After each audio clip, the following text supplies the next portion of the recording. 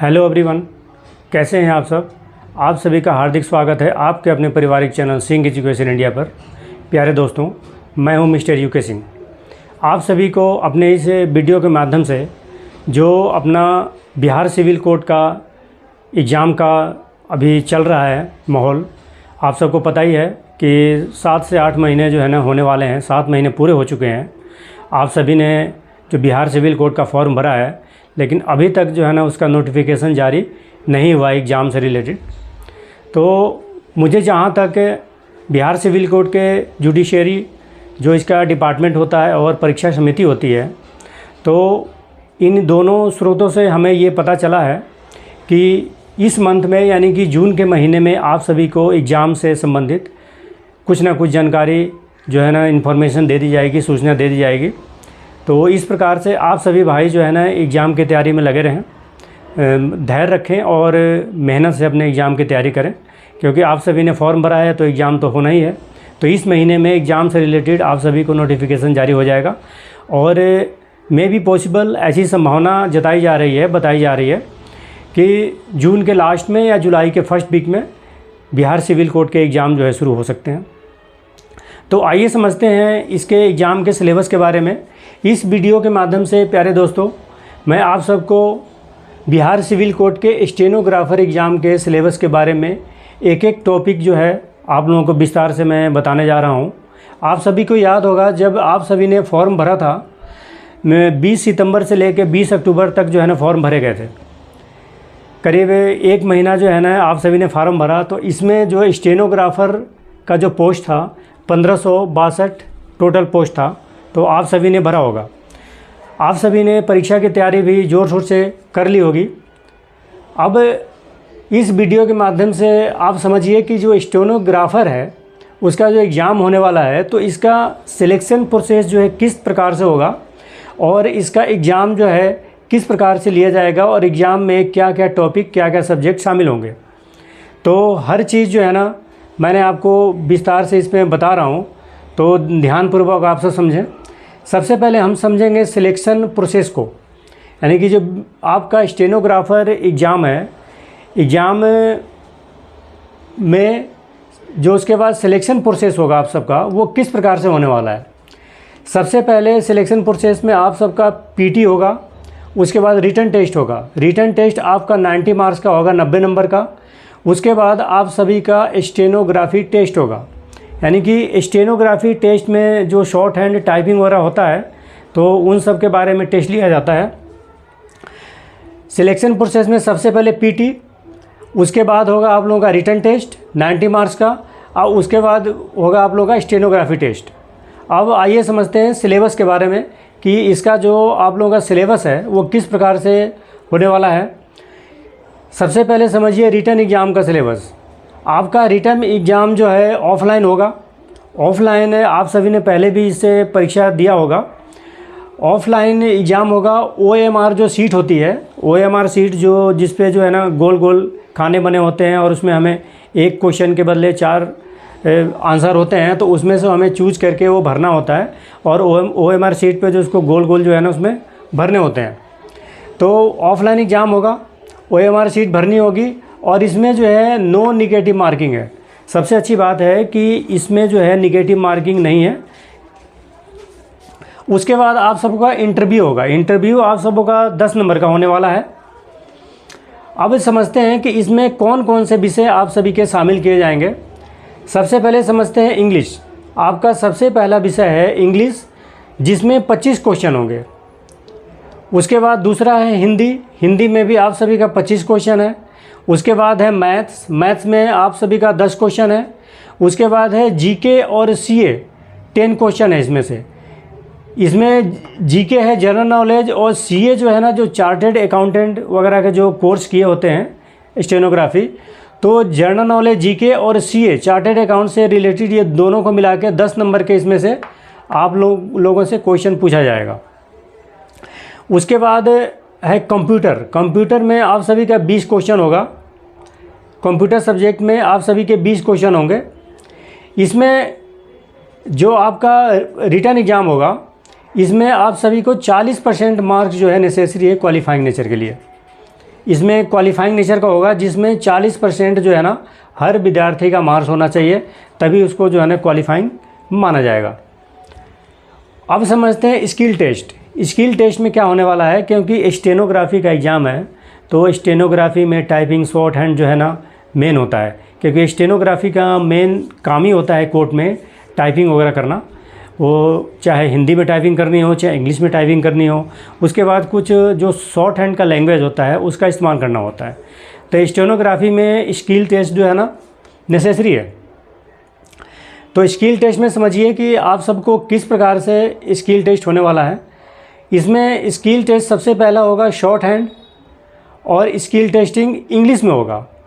सबसे पहले इसमें शॉर्ट हैंड है और स्किल टेस्ट इन इंग्लिश, इन दोनों का मिला के आपका 25 नंबर का होने वाला है ये। और जो ये स्किल टेस्ट इन इंग्लिश होगा, यानी कि इंग्लिश में जो टाइपिंग होगी और शॉर्ट हैंड में जो टाइपिंग होगी, वो आपका 80 वर्ड पर मिनट के हिसाब से होना चाहिए, यानी कि आपकी स्पीड जो है 80 वर्ड पर मिनट होना चाहिए।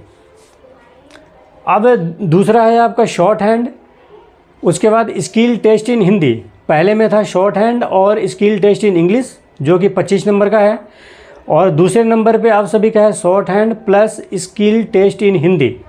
यानी कि एक बार तो आप लोगों का शॉर्ट हैंड और इंग्लिश में स्किल टेस्ट होगा, और फिर दूसरी बार स्किल टेस्ट इन हिंदी और शॉर्ट हैंड दोनों को मिला के होगा, वो भी 25 नंबर का होगा। इंग्लिश वाला भी 25 नंबर का, और हिंदी का भी 25 नंबर का ही होने वाला है। लेकिन हिंदी में जो आपका जो वर्ड पर मिनट होगा, ये 60 वर्ड का होगा, यानी कि आपकी स्पीड जो है पर मिनट 60 वर्ड होनी चाहिए हिंदी में। तीसरे नंबर पे समझते हैं। तीसरे नंबर पे आपका है computer typing test in English.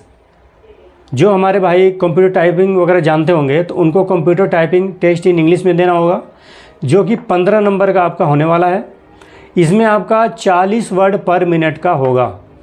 जो आपका कंप्यूटर टाइपिंग टेस्ट होगा इंग्लिश में, वो आपका 40 मिनट पर वर्ड होगा। 40 वर्ड जो है ना पर मिनट, यानी कि 1 मिनट में आपको 40 वर्ड की स्पीड होनी चाहिए।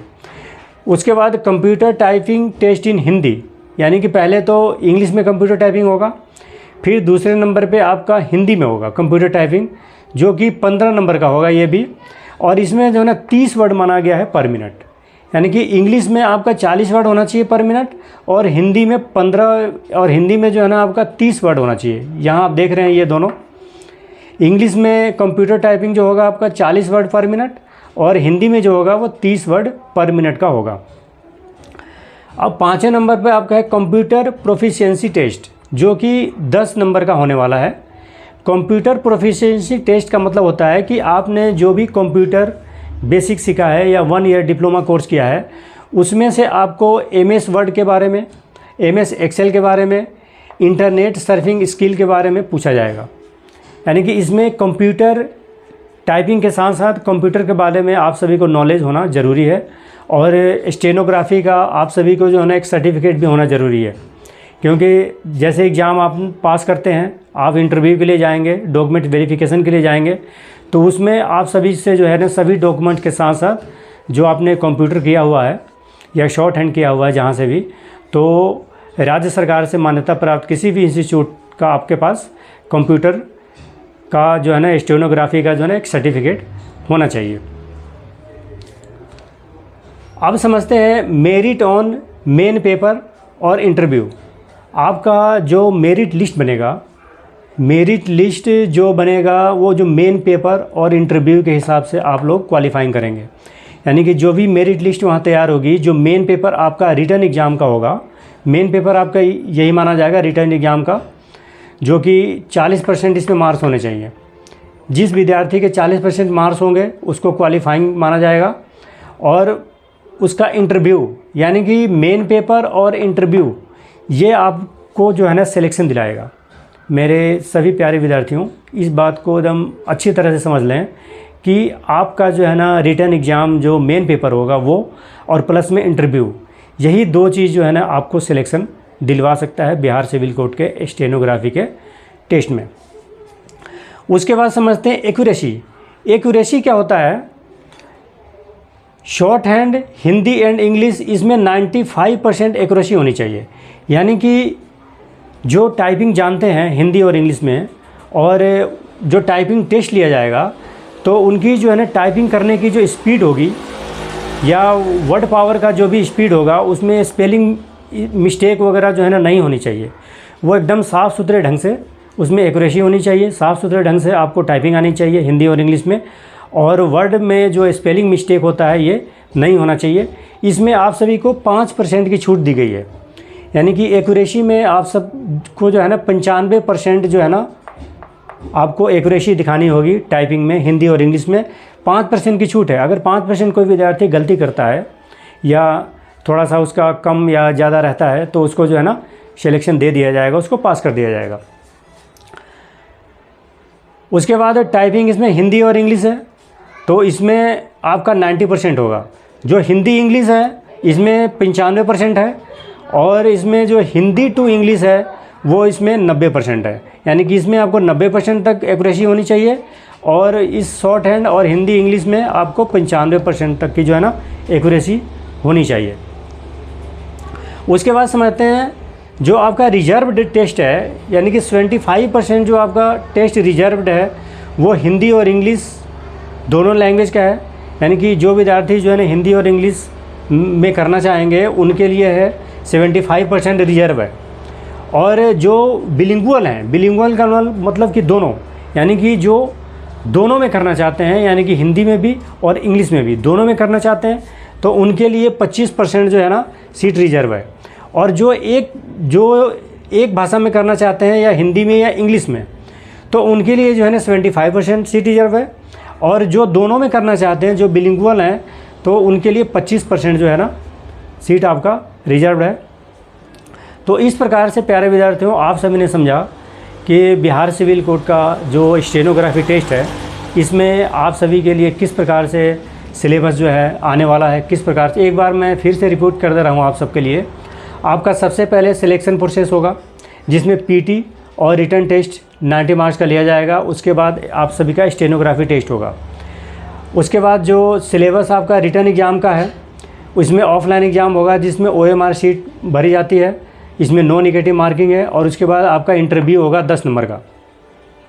जो आपका रिटन एग्ज़ाम होगा उसमें आपके इंग्लिश के 25 क्वेश्चन होंगे, हिंदी के 25 क्वेश्चन होंगे, मैथ के 10 क्वेश्चन होंगे, जीके और सीए मिला के 10 क्वेश्चन होगा, और कंप्यूटर के 20 क्वेश्चन होंगे। इसमें आपको 40% मार्क्स लाने ज़रूरी हैं क्वालिफाइंग के लिए। अगर 40% से कम मार्क्स आते हैं तो इसमें आपको क्वालिफाइंग नहीं किया जाएगा। अब स्किल टेस्ट को एक बार फिर से समझ लीजिए। शॉर्ट हैंड प्लस जो स्किल टेस्ट इन इंग्लिश का होगा, ये 25 नंबर का होगा, इसमें 80 वर्ड पर मिनट का होगा। और दूसरा आपका shorthand plus skill test in Hindi का जो होगा वो भी आपका 25 नंबर का होगा, इसमें 60 वर्ड पर मिनट का होगा। फिर कंप्यूटर टाइपिंग टेस्ट है जो इंग्लिश में होगा, वो आपका 15 नंबर का होगा, इसमें 40 वर्ड पर मिनट है। फिर computer typing test in Hindi है, ये भी 15 नंबर का होगा, ये आपका 30 वर्ड पर मिनट है। फिर कंप्यूटर प्रोफिशिएंसी टेस्ट होगा जो 10 नंबर का होगा। प्रोफिशिएंसी टेस्ट में आप जो कंप्यूटर के बारे में जानते हैं, जो भी आपने सीखा है कंप्यूटर कोर्स में, उसमें जैसे MS वर्ड है, MS एक्सेल है, इंटरनेट सर्फिंग स्किल वगैरह है, तो ये सब आपसे पूछा जाएगा। उसके बाद जो आपकी मेरिट बनेगी, मेरिट आपकी मेन पेपर यानी कि रिटन एग्ज़ाम और इंटरव्यू के आधार पर आपका मेरिट तैयार किया जाएगा। तो इस बात को अच्छी तरह से समझ लीजिए कि आपका मेन पेपर और इंटरव्यू, ये दो चीज़ आपको सिलेक्शन दिला सकता है, और आप जो है क्वालिफाइंग कर जाएंगे, सिलेक्शन आपका हो जाएगा।